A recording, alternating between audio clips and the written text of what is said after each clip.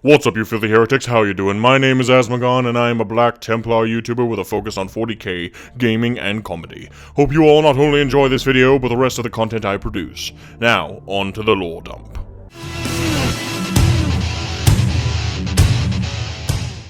As I mentioned in the very first episode of this series, the Primarchs are genetic demigods created by the Emperor of Mankind and serve as the genetic templates for the Legiones Astartes. In an attempt to hinder this, the Chaos Gods decided to play golf with the test tube baby Primarchs and putted each of them across the galaxy to many different human worlds. One such baby Primarch was one who would come to be called Leman Russ.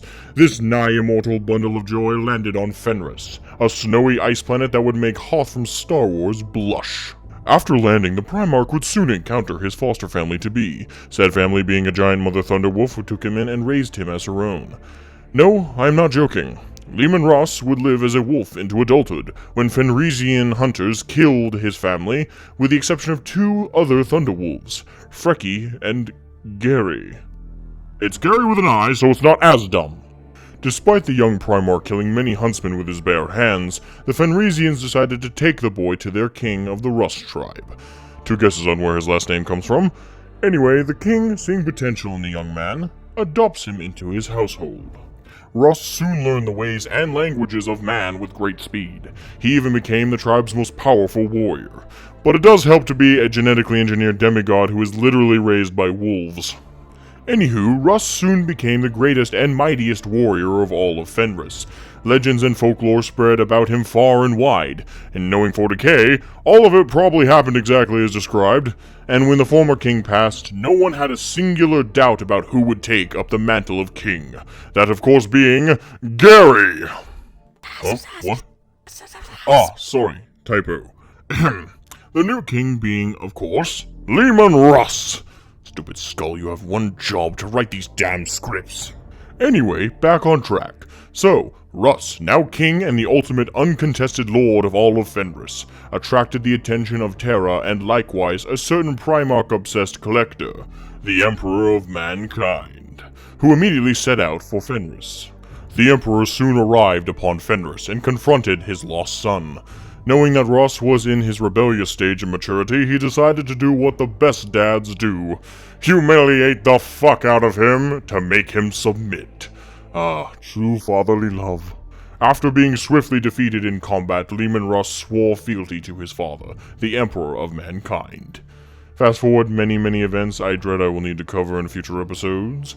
The Night of the Wolf will be interesting to cover. Anyway, during the events of the Horus Heresy, Leman Russ and his Legion of Adeptus Astartes, the Space Wolves, stood true to their oath of loyalty and fealty to the Emperor of Mankind. However, they were not present for the final battle of the Heresy upon Terra, and arrived too late. The Blood Angel's Primarch Sanguinius was killed by his brother Primarch Horus, and the Emperor himself had been all but killed. Rogel Dorn, the Primarch of the Imperial Fist and by far the best Primarch next to Sanguinius and Russ, placed the Emperor into the Golden Throne to keep him alive. Though alive is a bit of a stretch. Yeesh. Shortly after this, Robert Gulliman instituted the dumbest and most ridiculous thing ever, the Codex Astartes, essentially a dumb rulebook that the kid on the playground would write up to hamper the fun for everyone else. I'll do a video on the Codex Astartes itself another time, but the gist of it is this. The Legiones Astartes must be split up into chapters of no more than 1,000 battle brothers each. Conveniently, the Space Wolves were allowed to essentially ignore the Codex entirely and continue operating under the teachings of Russ. Speaking of, 200 years after the Horus Heresy, Leman Russ was attending a banquet with his Astartes, when his eyes glazed over and he fell to his knees. Immediately after regaining his senses, he called for his mightiest warriors and retainers and left Fenris.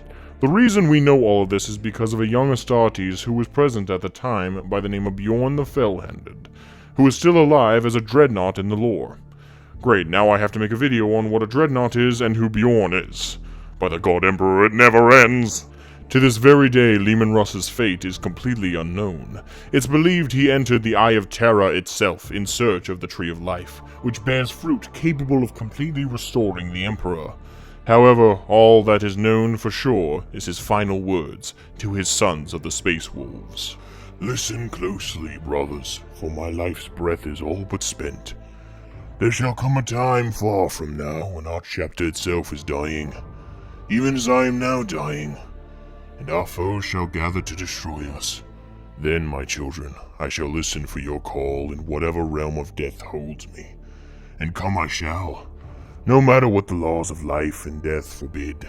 At the end I will be there for the final battle, for the wolf time.